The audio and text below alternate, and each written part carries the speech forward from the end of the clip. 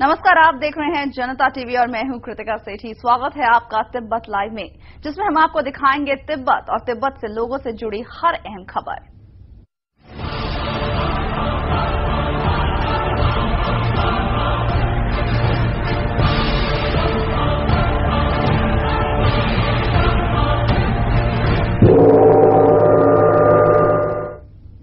आजाद तिब्बत को हासिल करने के लिए बौद्ध भिक्षु कितने आतुर है, इस बात का प्रमाण चीन में बढ़ रहे भिक्षुओं द्वारा खुद को आग लगाने से साफ साबित हो जाता है।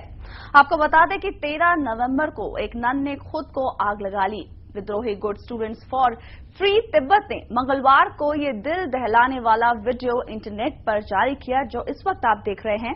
इस वीडियो में दिखाया गया है कि किस तरह पाल्डेन चौत्सो नाम की एक नन ने सिचुआन प्रांत के दावो इलाके में अपना विद्रोह दिखाने के लिए खुद को आग लगा ली। आग लगाने के कुछ देर बाद वो धराशायी होकर नीचे गिर गई। ये नन चलते हुए फ्री तिब्बत और परम पूज्य दलाई लामा तिब्बत लौटे का नारा भी लगा रही थी।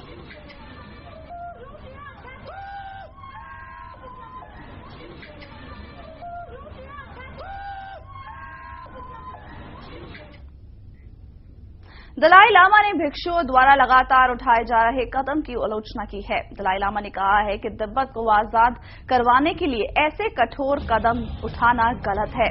बातचीत से ही समस्या का हल निकाला जा सकता है। तिब्बत की आजादी के लिए जुटे कार्यकर्ताओं का कहना है कि चीनी प्रशासन को इस बात से फर्क नहीं पड़ता।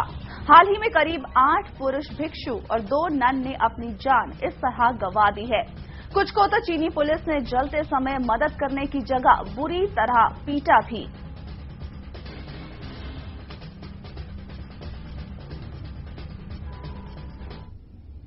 यूरोप की यात्रा पर गए तिब्बत के निर्वासित प्रधानमंत्री डॉक्टर लोब्संग सांगे स्विट्जरलैंड में हैं, जहां तिब्बती मूल के लोगों ने उनका स्वागत किया।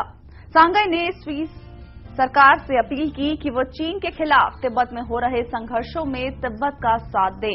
स्विट्जरलैंड पहुंचते तिब्बत की निर्वासित सरकार के प्रधानमंत्री सांगे ने स्विट्जरलैंड की विदेश मंत्रालय के लोगों से भी मुलाकात की।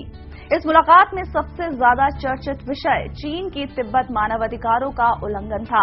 यहां तक कि स्विस विदेश मंत्रालय ने तिब्बत में हो रहे आत्मदाह पर भी चिंता व्यक्त करते हुए कहा कि चीन के बर्बरता रवैये के कारण ही तिब्बती बौद्ध भिक्षुओं को ऐसा कदम उठाना पड़ रहा है।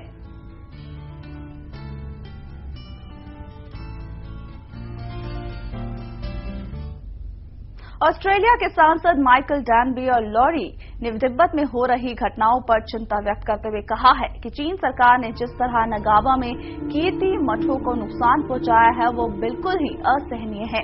माइकल ने कहा कि 2008 के विद्रोह के बाद से तिब्बती भिक्षुओं पर की जा रही कार्रवाई क्रूर और दमनकारी रूप लेती जा रही है। यहां तक कि मठों में पारंपरिक शिक्षा तक के लिए चीनी सरकार ने प्रतिबंध लगा दिया है, जो कि मानव अधिकारों के सख्त खिलाफ है। ऑस्ट्रेलिया के दोनों ही सांसदों ने तिब्बत पर चिंता जताते हुए कहा कि विश्व स्तर पर अब इस मुद्दे पर चर्चा की जानी चाहिए।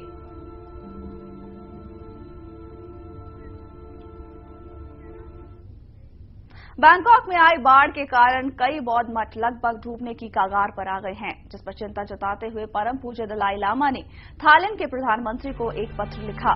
साथ ही बैंकॉक में आई बाढ़ के लिए परम पूज्य दलाई लामा ने शोक प्रकट करते हुए कहा कि बैंकॉक में आई बाढ़ के कारण काफी जानो माल का नुकसान हुआ है, जिनके लिए वो प्रार्थना करेंगे, और साथ ही सभी देशों से अपील की कि सब मिलकर बैंकॉक की मदद के लिए आगे आएं।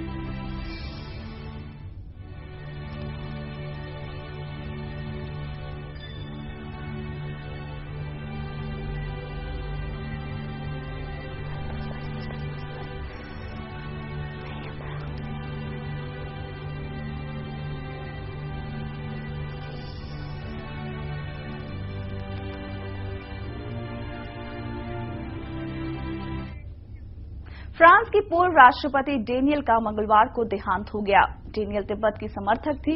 उन्होंने तिब्बत के संघर्ष में कई लोगों का साथ दिया। यहां तक कि तिब्बत के लिए अंतर्राष्ट्रीय अभियानों में भी वो हमेशा आगे रहीं।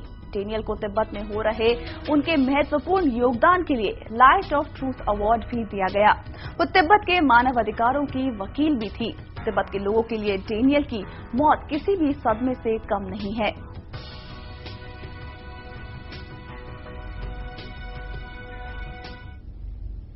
तिब्बत के संघर्ष में यूं तो बहुत से लोग सामने आए, लेकिन एक ऐसी शख्सियत है जिसने दिल से तिब्बत के संघर्ष में पूरा साथ दिया।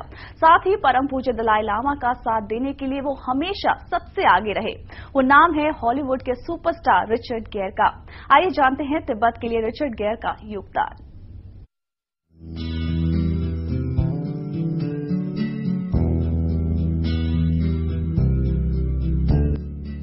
हॉलीवुड के मशहूर अभिनेता रिचर्ड गेयर उन अंतर्राष्ट्रीय शख्सियतों में शुमार हैं जिन्होंने हर मंच पर तिब्बत के संघर्ष की आवाज को बुलंद किया। रिचर्ड गेयर की बौद्ध धर्म में रुचि तब पैदा हुई जब उन्होंने 1978 में सिल्विया मार्टिस नाम के ब्राजीली चित्रकार के साथ नेपाल की यात्रा की थी। वे बौद्ध धर्म के अनुयायी और परम पूज्य दलाई लामा के एक सक्रिय समर्थक हैं। रिचर्ड गेयर तिब्बत में मानवाधिकारों की पुरजोर वकालत भी करते हैं। वे तिब्बत भवन के सह संस्थापक, गेयर फाउंडेशन के निर्माता और तिब्बत के अंतर्राष्ट्रीय अभियान के लिए गठित निदेशक बोर्ड के अध्यक्ष भी हैं। रिचर्ड गेयर तिब्बत के आंदोलन की जोरदार वकालत करते रहे हैं। इसी के चलते उन पर चीन के पीपल्स रिपब्लिक में प्रवेश करने पर स्थायी रूप से प्रतिबंध लगा दिया गया। 1993 में रिचर्ड पर अकेडमी अवार्ड होस्ट करने पर भी प्रतिबंध लगा दिया गया, क्योंकि उन्होंने इस मौके पर चीन सरकार की नीतियों की आलोचना की थी। सितंबर 2007 में गेयर ने चीन पर तिब्बत को स्वतंत्र करने के लिए दबाव बनाने के उद्देश्य से 2008 में आयोजित होने वाले बीजिंग ओलंपिक खेलों का बहिष्कार करने का आह्वान किया।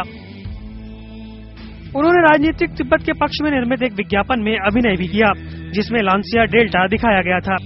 इतना ही नहीं, उन्होंने भारत में एड्स से पीड़ित महिलाओं और बच्चों के लिए आवासीय सुविधा संपन्न एड्स केयर होम स्थापित करने में मदद की तथा वे देश में एड्स जागरूकता तथा शिक्षा के लिए आयोजित अभियानों का समर्थन भी करते रहे। 1999 में उन्होंने भारत में विभिन्न मानवीय कार्यक्रमों का समर्थन करने के लिए गेयर फाउंडेशन इंडिया ट्रस्ट का निर्माण किया।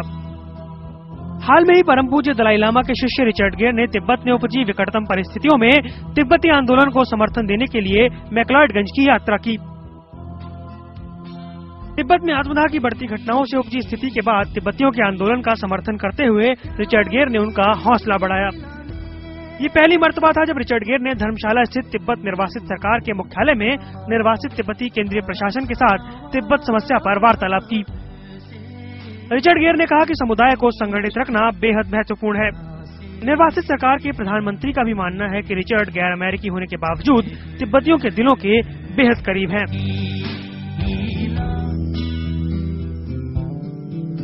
ब्यूरो रिपोर्ट, जनता टीवी। और यहाँ रुकेंगे छोटे से ब्रेक के लिए। आप देखते रहिए जनता टीवी।